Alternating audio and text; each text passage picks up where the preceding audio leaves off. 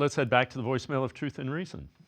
Everybody's saying that since Tommy Reese got the job as OC, everybody thinks that it's about to be Jalen Milroe. I don't think it's about to be Jalen Milroe because reports have been coming out that they've been more interested in Jackson Dart. Jackson Dart is, in my opinion, one of the better quarterbacks in the draft. He's been more accurate. He takes care of the ball, runs a little play action a little bit, and will be aggressive when he has to. Now, he has to be more consistent, in my opinion, but I think he's one of the better quarterbacks that the Browns obviously sees, and I feel like he could be a franchise for a very, very long time. And with the guidance of Kevin and Tommy, I think that can happen.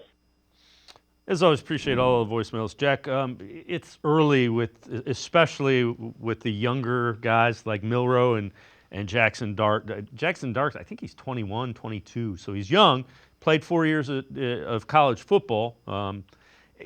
They're going to do a lot of due diligence. The one thing I would say, Tommy Rees knows Jalen Milroe because he's coached him. They have some information relative to Jalen Milroe that nobody else has. So if they think he's really good, I'm fine with him.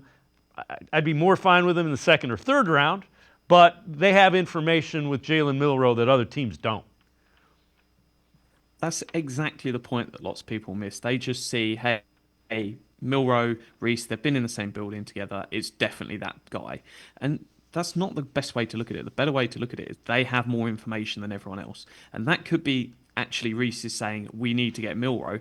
Reese could also be saying, you don't want Milroe. He was good enough for college. He can't make the jump. This is his big weakness. You don't want him as your quarterback. So that's one that they're in a good position with that information. But a lot's going to come down to, especially the sort of top two quarterbacks, they might have an idea and sort of be closer to a decision on. All of these other quarterbacks, it's going to come down to sort of the combine, when they're in the meeting rooms, how do they perform, how do they do in sort of that interview/interrogation, depending on which terminology you want to use.